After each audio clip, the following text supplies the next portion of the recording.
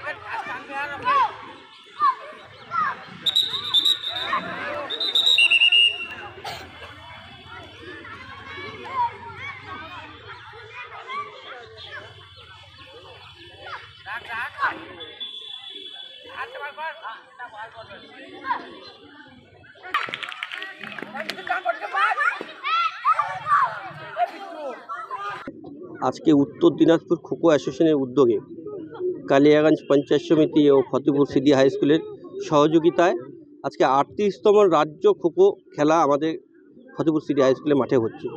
এখানে জুনিয়র বয়সরা খেলছে, বিভিন্ন জেলার থেকে এসেছে, ৮ টিমের খেলা হচ্ছে। দুদিন ব্যাপী এই খেলা চলবে। দেখেন, আপনারা জানেন যে খো খো কালিয়াগঞ্জে একটা খো খোর সঙ্গে কালিয়াগঞ্জে খেলার একটা টান আছে। কারণ আপনারা বিগত দিনে দেখেছেন যে কালিয়াগঞ্জে কিন্তু স্টেট লেভেলের সরকারি খো খো খেলাটা কিন্তু ডালিমগাঁ হাই স্কুলের মাঠে হয়েছিল, এবং ডালিমগাঁ হাই স্কুলের যে খো খোর টিমটা আছে এরা কিন্তু বাইরের ডিস্ট্রিক্ট থেকে খেলে এসছে এবং বাইরের জেলাতেও খেলে এসছে, ভালো ভালো কিন্তু প্রাইজও নিয়ে এসে। আমাদের যেমন আপনারা শুনতেই পেলেন কিছুক্ষণ আগে, আমাদের এই কালিয়াগঞ্জের থেকে আরও 2 জন হচ্ছে অন্য স্টেটে খেলতে যাবেন। আমি আশা করব আমাদের কালিয়াগঞ্জে খো খো খেলার একটা ধারাবাহিকতা আছে।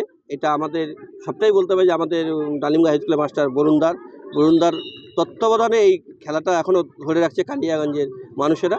যাই হোক, খো খো যারা খেলছে তারা তাদের উন্নতি কামনা করছি। তারা যেমন স্টেট লেভেল খেলছে, ন্যাশনাল লেভেল খেলবে, যারা এখনও জেলা লেভেল খেলছে তারা আবার পরবর্তীতে স্টেট লেভেল খেলবে। এদের খেলার মানটা যেন উন্নত হয়।